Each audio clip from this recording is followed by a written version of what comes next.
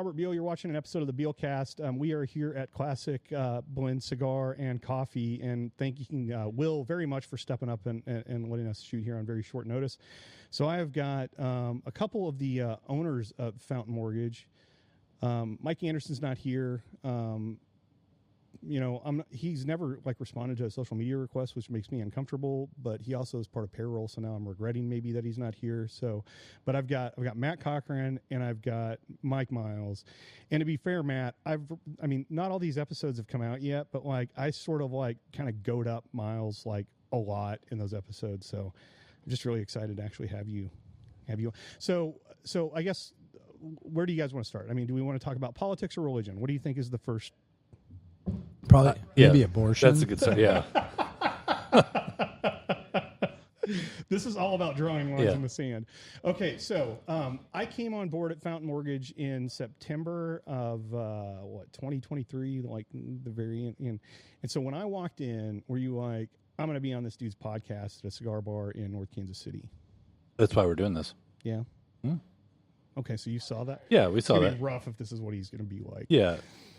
Yeah, we saw you and I took that walk down through the neighborhood, and the whole time while you were talking, I wasn't listening. I just kept thinking, he's a podcast guy. Are you saying maybe I talk too much? I snort? Not at all. Not. Yeah, I appreciate the snort. Yeah, I knew you were a cat of a different color. Really? You know? Yeah. Yeah. Okay. It was good. How old are you? 47. And you say things like cat of a different color. I mean, okay. It takes all kinds to make a world, though. But so you thought, okay, this makes sense. This guy is going to end up hosting a podcast, and he's going to have me on it. Yeah, it was good. It was refreshing to see somebody walk in that I could sense march to their own drummer. Yeah, and you've proven that. Yeah. Did you feel like we got a live, we got a good one here, or were you like, I don't know, hiring salespeople for me, it's just 100% a crapshoot, 100%. In sales, all you got to do is talk about how you're committed to follow up. You are going to, my customer service is excellent. I mean, there's all these things that somebody could tell me, that are all green flags in hiring salespeople. And so, I mean, did I present any red flags or green? And really, this wasn't going to be about me, but now it is. No, I think we should glaze on you a little bit. I think we just keep it rolling. But I'll say, you were not hired by me, right? You were hired by a different sales manager. Yeah. And my first interaction with you right away was the model that you were hired for. I knew was not the model that you would excel at in terms of your potential. Now, you came to us successful in that model, but the model that you're doing now in terms of building your business, networking with people, centers of influence, your personality, your ability to work a room, we saw right away, and I just said to myself, he is going to be in the retail side of things and will be a monster producer. I thought you were nuts. I did not like some of the things that you were saying to me in terms of numbers and what it actually looked like in the time frame. So it took me a little while to come along there. But Matt, so you produce, you're a loan officer. I mean, you're an owner, but you're a loan officer just like me. And so how long have you been doing this? This is my 22nd year. Okay. And so were you Mike says he saw some things in me that was hey, this is something that this guy could do. I mean, were you just that guy? Were you ready to go, fired up, or was it a little bit of a process to get going in that business? When I started? Yeah. Excuse me. It was definitely a ramp up period. So I wasn't, and I don't think I am maybe a natural salesperson. So you didn't grow up daydreaming about being a mortgage loan officer someday, originator? No, I did not. I didn't even know what a mortgage was till I met. Did you know that I hired Matt 22 years ago? Into mortgages? Uh-huh. Mm-hmm. Really? Yeah. I was in the bathroom washing my hands, and then Matt comes walking in to use the restroom. This is at Corporate Woods in Overland Park, and I said, I guarantee you that's Matt Cochran, who's here for an interview for a loan officer. And awkwardly, I didn't say a single word to him in the bathroom. And then a few minutes later, he walked into the office, and I asked if he washed his hands before we shook hands. And then awkwardly, I mean, it's consistent. Yeah. Isn't it? Yeah. And here we are, 22 years later. Okay, so you were already in the business? I was, yeah. Okay, so when did you get in the business? I mean, did you grow up wanting to be a mortgage loan originator? Same question. I did not grow up wanting to be a loan originator. I did interview in the financial industries and realized that I have a strong interest in all the things associated, how numbers work, meeting with people, expanding, helping people, all of those fundamentals, yes. But I just kind of stumbled into the industry itself as a loan officer because I could not get hired at AT&T or Hallmark. Okay. So had I been hired there, then Robert, I would not be sitting here. Oh man, that would be a great loss for everybody in this room. On your Bealcast. On the Bealcast, yeah. Which nobody's given me a better name for it. So I mean, if somebody can come up with one, we are certainly open to talk about it. But okay, so I mean, grew up in the Kansas City area, both of you, right? Correct. Same high school. Nope. Shawnee Mission East, Shawnee Mission South. Mm-hmm. Do you guys like beef? Is that like ever an issue as a result of it? Sometimes. Okay. Yeah. Okay. Usually I make fun of the size of his shoulders or his hands more than where he went to high school. Okay, right on. I get it. And so you graduate high school, go to KU, is that right? Graduated high school, was going to go play baseball at Pitt State, and got into a car accident, sidelined me for a while, then went to Johnson County Community College, and then went up to KU. Okay. All right. And then got a job in mortgages. Right out of college. Yeah, out of college. Wow. Yeah. Matt, what was your path? No, excuse me. So I graduated in 2001 and got a job waiting tables at a restaurant in Leawood, and 9/11 hit as I was job searching, right? So there was slim pickings out there. So this continued on, and then 2002, I worked at a engineering firm doing marketing, which is like the biggest oxymoron you could think of. Yeah. And I was the first guy in, the last guy out, working my butt off, and they said, hey, if you keep it up, you can make, like $40,000 one day or something. And I thought, oh, okay, that'd be great. And eventually realized this is not going to be. Marketing. Yeah, it was working with engineers, and I basically would write and edit their resumes was a lot of what I did. It was a strange dynamic. Yeah, that sounds weird. It sounds like it sucks. Okay, so you get out of that. How's that? Yeah. So I get out of that, and I'm waiting tables at this restaurant, and somebody handed me this business card and said, hey, my friend, knows this guy that's in mortgages. He's a manager at this office. And Mike Miles, okay, who the hell is that guy? So he said, yeah, you should. Who the hell is that guy? Yeah. I'm trying to find that out. So I called him up, and I said, oh, and he, we set up an interview, and I had no idea. My stepdad we drove to the library, Borders books. Yeah. And I bought a couple books on mortgages, so I'd at least pretend to know what I was talking about in the interview, and I still probably fumbled it. But I realized, okay, this guy is serious about what he's doing. Yeah. We're similar ages, but he was, I could tell he's a lot more mature than I was at the time, just at the time. How old were you then? I was 25. 25, wow. So, and the way he described it was, you're on the phone and he kind of described the basics, and I saw some of the other people in the office. They were just guys like us, right? Yeah. And a couple girls and stuff. And I thought, okay. And he said, the more calls you make and the more contracts you get, the more deals you get, the more money you can make. And then a light bulb went off, and I was like, okay. Yeah. So if I just work really hard, I can do really well. Yeah. Well, you were in the service industry, right? So you were a server. Yes. So you were used to dealing with people. You're used to dealing with people irritated and stressed reasonably or unreasonably. Yeah, and that's where that was the best experience I'd had up until this job of cold calling, and then you really are facing the beast with cold calling. So cold call. I mean, what was So you were, was it like a boiler room like type deal? Everybody's just in there. I mean, I want to know what was Mike like day one loan officer in like the boiler room? What was that guy? Yeah, so it's kind of funny to reflect on that time. Yeah, the model was we were buying credit report leads. So these are homeowners that had absolutely no idea who we were, and our job was to introduce who we are, what we do, and the value or the benefit of talking to us. Yeah. And back then, it wasn't abnormal for cold calling to exist. No. We did not have computers. We did not have laptops.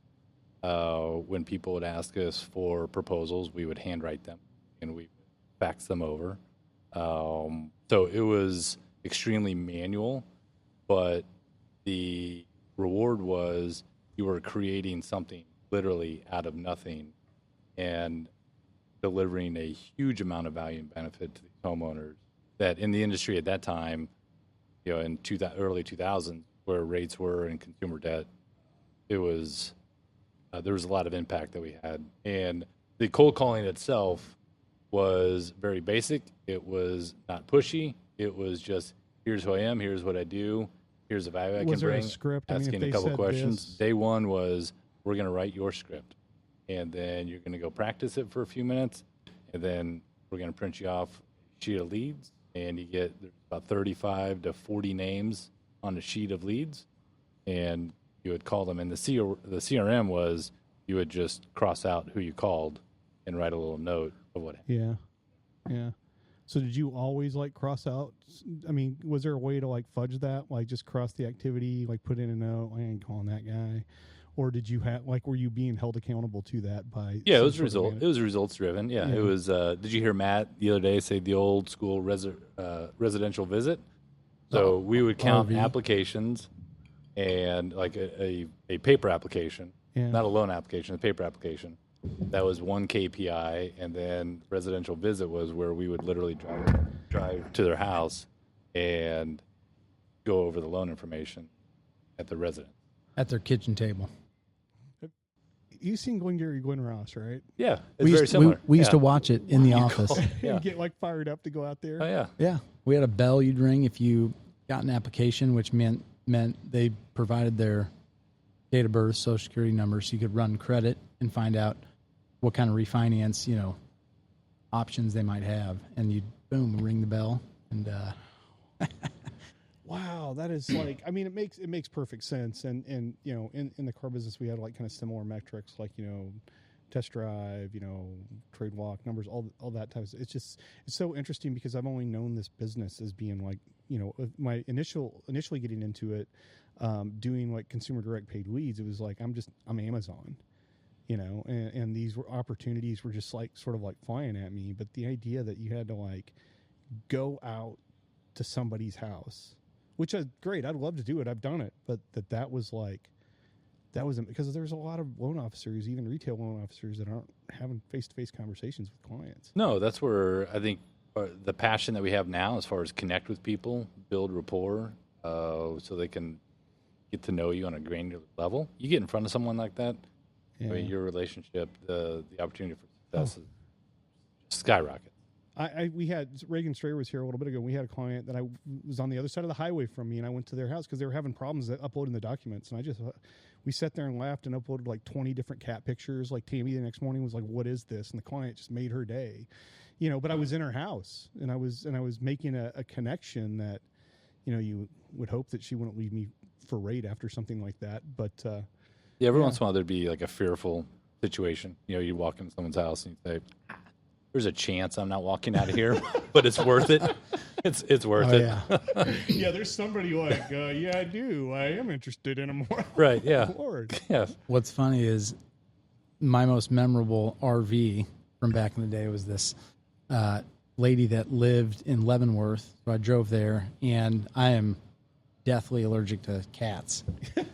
So you can tell the rest of that. But you're not deathly allergic to deals. Right. So finished the deal, walked out of her house, just bleeding out of my eyeballs. And so come full circle. The RV that I went to a couple weeks ago, hey, why don't you just come by the house? And it's right by near our office, whatever, in Mission. And so I walked in. The first thing I thought when I pulled up was, this is going to be all good. Just please don't have any cats. And sure as shit, what greeted me at the front door and I walked in is this. Yeah, but that's okay. I mean, that's just part of, you gotta push through that if you're serious about providing that value and so and so so how long were you like doing like the boiler room? Like how long? I mean, okay, if you made 100 calls, how many apps or whatever the first like KPI, like what were the percentages for something like that? It would be pretty high. I mean, the contact rate was really high at that point. There wasn't a lot of screening, do not calls, things like that. So your contact ratio is pretty high. And if you sucked, then those conversations ended pretty quickly. But if you're good, Matt was good, you would connect with them. You just lengthen that conversation. You may not get something on the first one, which is fine, but at least you have a follow-up call a week or two later. So yeah, it was, if you're good, you had a pretty high contact. Okay. So like if you did 100, so how many closed loans would this result? Good closed loans then was 10 to 13. That was really, really good. In a month. Okay. Per month. So that's like the same. I mean, that's sort of like a CD type thing, Yeah. Right? Yeah. That model. Yeah. That'd be, a manual direct to consumer. Okay. So, I mean, how did you, like, what we do is very different today. So in that model, I mean, the previous company, I worked there for 12 years. Matt was there for a couple years and moved to Chicago. And after about 7 or 8 years, the owner of that company just had no vision. We went through the financial crisis, 2007, 2008, and he had no freaking clue what to do. He just kept trying to hit replay and hope that we would be successful. Yeah. But then you started to have this retail mentality emerge in the industry where loan officers were now starting to develop relationships with centers of influence, accountants, financial advisors, real estate agents. And we didn't have the training to do that. And so when we started Fountain Mortgage, Mike Anderson and I, when Matt was thinking about joining, that was one of the cornerstones of doing this, means we're going to establish that way of doing business where we're going to be known in Kansas City the way that we want to be known, through grassroots level of just boots on the ground, introducing ourselves to referral partners and getting in that. What's crazy about that is it sounds sort of like a little trite, but it works. Do you know what I mean? It's like being like in the community, like it makes a difference. I don't think I realized it. I had that role, the role that I have at Fountain, for a while before I finally really realized it.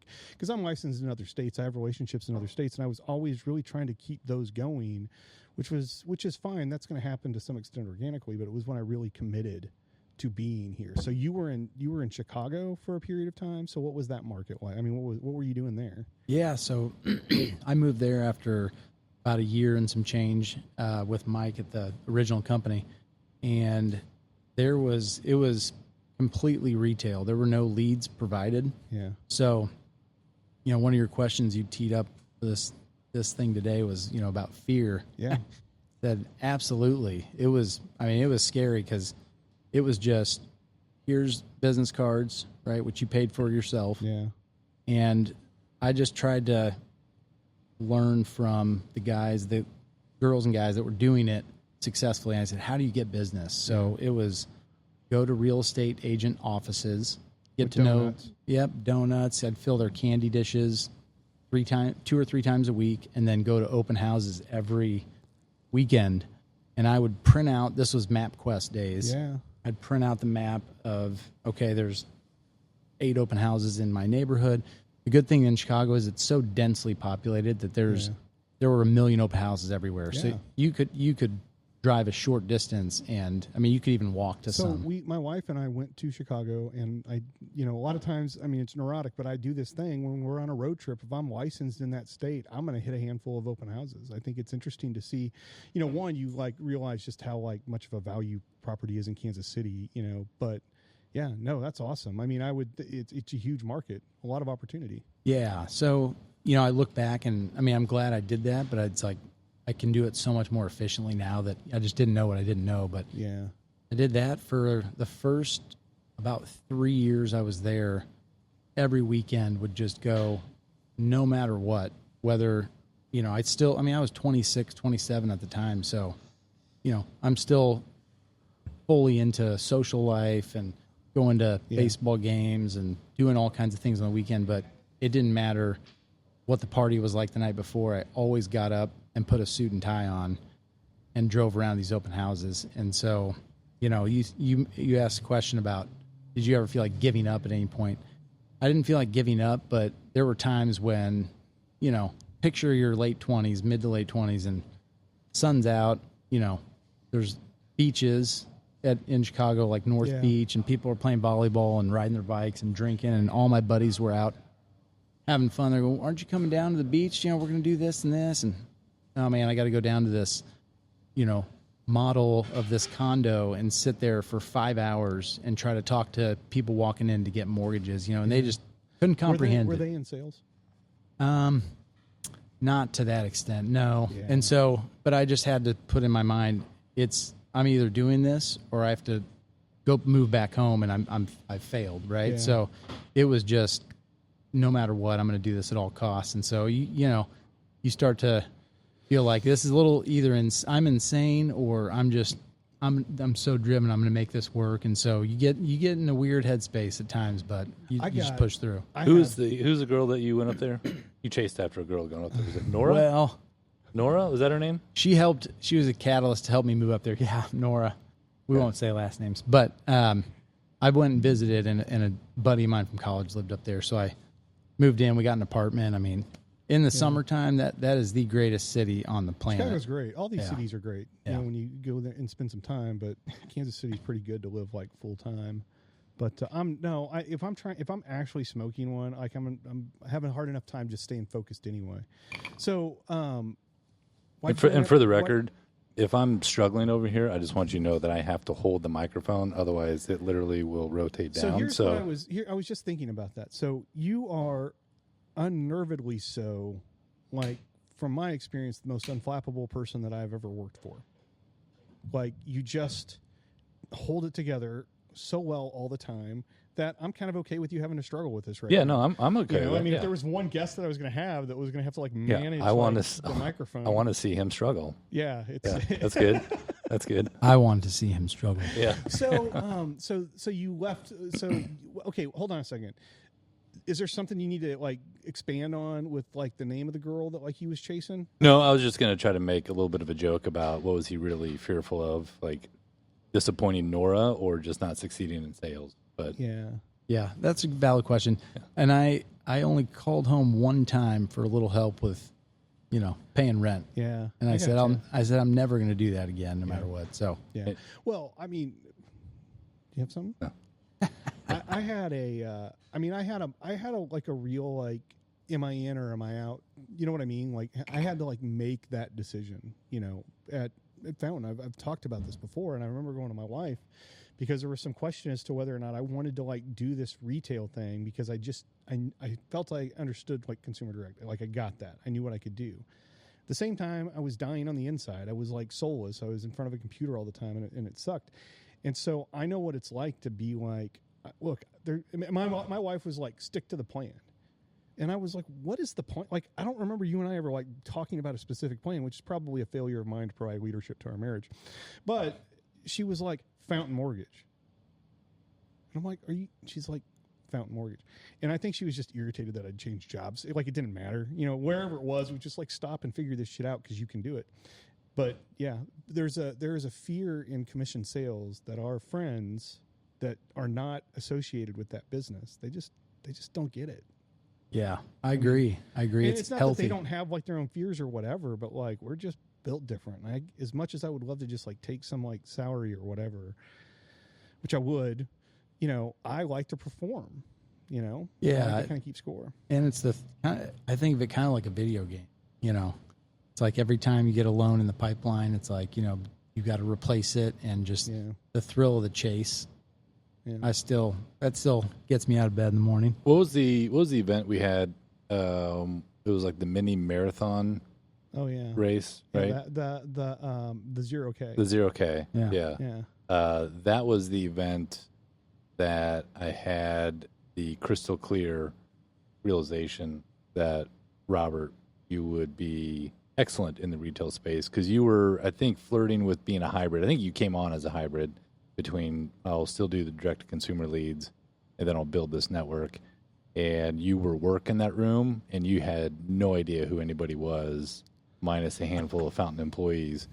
And right away, I think I went to Mike and Matt shortly after that and said, Robert will be a star if he will outlast the timeline that you need in the industry to grow. So, I mean, I am aware of like some of the like the skill set that I have, and that I can like operate in a room, but you know, I have all the same like.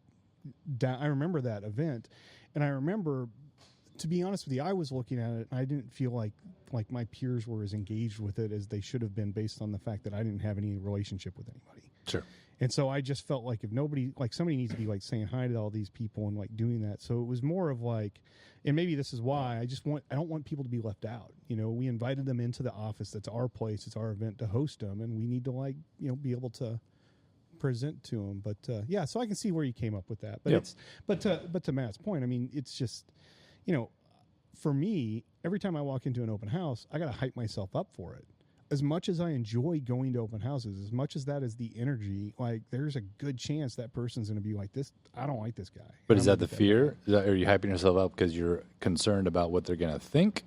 Or like what's the, where does that anxiety come from, where the hesitancy? Oh, I want everybody to love me. Like it's like a total absolute chase of like affirmation and from people. And so how do you break the ice when you walk in those situations? You know, it's evolved. Like when I first started doing it, I felt like I have to have a plausible explanation for a loan officer to show up at an open house with a realtor on a Sunday, as if they would think anything else was going on. You know, so I'd hop in and I'd be like, hey, my wife, you know, she's working. I don't have anything to do. So I just thought, you know, blah, blah, blah. And, you know, and it's true. And I would walk around the open house, and the biggest thing I didn't want to do was get in their way. You know, I like didn't want to be negative, but I'd give them their snacks and then hopefully like engage with them and have conversations. But it was every time it was like when you're at a car dealership, you go out and you take it up a client, they can be like, yeah, I'm just looking, and just push you off the whole time. And that sucks, you know, as opposed to if they're like open to you. And in real estate, you know, I found that if I did 10 open houses, there'd be 6 realtors that I connected with.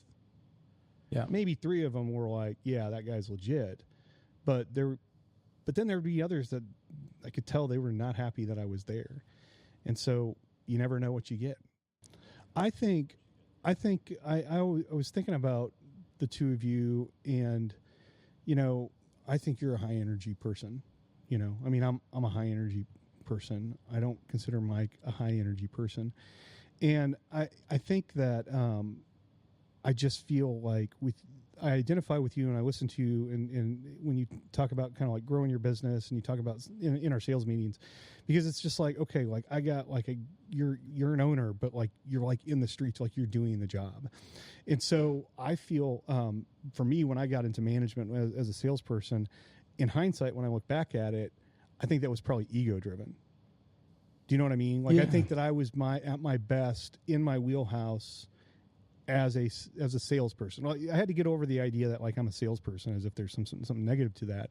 But when I look back on my career, I was making moves based on, this is what I'm supposed to be doing, this is what I'm supposed to be chasing, this title or whatever, when my skill set was as a salesperson. Yeah, and I think you have to have a real servant mentality, which I think I know Mike does. I know a lot of leaders at Fountain do. Charity certainly does. Yeah. You know, Ricky, a lot of the people around us have that. I think that's absolutely. I don't have an issue with anybody at Fountain.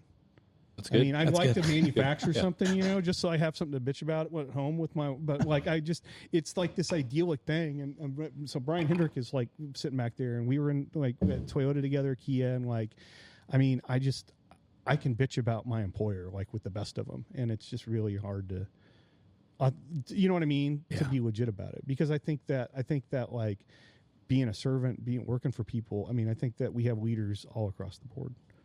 And you and I have had those discussions. And this isn't the Fountain Mortgage podcast. It just comes out. I know. But I think there's a lot of things that are relatable that deal with how we interact with our employees. And it's hard for me. I know that the words that come out of my mouth at the office have a heavier weight to them because of the title. But whenever I say them, I'm saying them as a coworker, partner, hand in hand, walking shoulder to shoulder with everybody. So it's even hard for me to pull back and realize that people might be hearing things in a different way than what I'm saying them, because I'm saying them as a coworker and friend. And sometimes people hear it and respond differently because they think they should, when I'm like, no, man, I'm right there with you. Okay. Right? So like when you have to like come down on something, like how, I mean, do you feel like you do a really good job of like switching gears, putting a different hat on, or is it? Are you talking like at home or at work? Yeah. If you got to lay the law down at home, Mike, no, I'm talking about work. No, and listen, if you can lay the law down wherever you want to. I'm sorry. I don't want to. So. No, I mean at home and work it's different. Yeah, because so I've got kids. Right. Yeah. So at work it takes a lot to get me to that point to where there would be any line in the sand that someone might say, oh shit, like he's really pissed.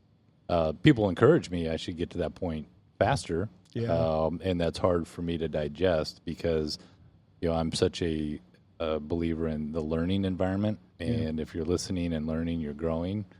And if I would draw a line in the sand, then I don't know that provides the best learning environment, because I like to foster that type of growth. So there's a lot of reasoning. There's a lot of partnership. There's a lot of patience there. And some people that are on the outside looking in without patience, they're just waiting for some hammer to drop. And I'm just not a hammer type of a guy. I mean, have you seen him drop the hammer? I know there's times he when works for him in a boiler room. No, I think Mike does a good job at kind of assessing, and something that I've learned over the years, and part from Mike and observing, just a situation's never as great or as dire as you think it is. Yeah. Well, one thing that I complain about a lot about like the deal flow and like the time. How long it takes versus like the transaction and like the car business, and so, but what I've also learned is there's just most issues that come up in the transaction, like can be resolved, right? There's fatal things over qualification or whatever, but like, it's not like at a car dealership where you're dealing with somebody like face to face in a moment, you're trying to close that deal like by 6 PM tonight. And so I've struggled to dial back my intensity level to match what's going on, right? Yeah, because getting panicky and freaked out, I mean, it doesn't really help anything. No, because everyone already feels that responsibility already. So ratcheting up the energy rarely will make something go smoothly. Yeah, right? It's like when you're just sitting there and everything's cool, and somebody's like, "Hey, man, settle down," and you're just like, then you start to get anxious. So you come back from Chicago, come back to Kansas City. Yep. And then, like, you just come to work for Fountain, and it'd been a building big market to walk away from, and then start anew. Of course, you're from here. Yeah, it was humbling. I mean, I had a lot of friends and family here, but I didn't have any professional network. So, what I learned to do there, I now was better equipped to redo that here. So it was back to grassroots, networking, go out, open houses. And I just, you and I talked about a lot when you started, I said, open houses is going to be your greatest source of generating just names to call on and to foster those relationships and build business with. I think the other thing is that it's the business. So one of the reasons, we like being in our business is that we have some flexibility, but that flexibility leads to a lack of structure that could lead to, just not getting the job done, not doing the things that you need to do to move the deal forward. And for me, the open house was like a very actionable, identifiable way that I knew I was doing something, as opposed to making 50 phone calls. Not that I Yeah. can't make a bunch of phone calls, but I think you got to be in front of people, right? Yeah. It's a people business. Absolutely. Yeah. And so, so you were still doing open houses when you came here. I mean, how long have you been back in Kansas City? 2014, so 11 years. And so Mike and Mike had been starting to put the infrastructure together. I mean, they did all the heavy lifting with getting Fountain off the ground and all of the stuff behind the scenes. And I'd come back and, we finally, the office opened up in, I think, November of 13. And so, I'd come back in town and it was helping, whether it was put, cubicles together or just, I think Anderson was like painting the office one weekend and, hey man, he looked like he'd been shot or something. I thought he was dead. And, so it was fun to start to build that and just, having a kind of a clean slate. It was scary, but, and these guys had kids. I wasn't even married, so I had nothing. Yeah. I had nothing to lose really. So I can imagine the stress you guys were under. Oh yeah. No, we took a loan out against all of my retirement funds at that point in time, which were with Wells Fargo, and Mike Anderson and his wife came over for dinner. This is before you came back, and we signed the lease and wrote the first check. And my first thought was like, Erin, my wife, she supported her. I was like, shit, what the hell are we doing? Wrote the check for a substantial amount, and I said, all right, well, no turning back now. So yeah, and so how long so it's a locally owned mortgage company, right? Correct. Yeah. I mean, I think that is an incredible story. Like, I don't think we tell the story enough, personally, because when you look at like the people that I am competing with on a regular basis, of course you've got the big things, the Rockets, and then, a lot of Kansas City is kind of a hub for CD, right? You have MBKC, you've got, Zilla's here. And then you have all of these other like multi-state like organizations, corporations. And then it's just like a bunch of like just people from Kansas City, like literally like just hanging out in an office, like doing this. Yeah. Yeah, no, I think, we don't tell the story enough. And I think that's probably out of humility, right? I mean, I'm uncomfortable talking about myself. I'm uncomfortable talking about our successes.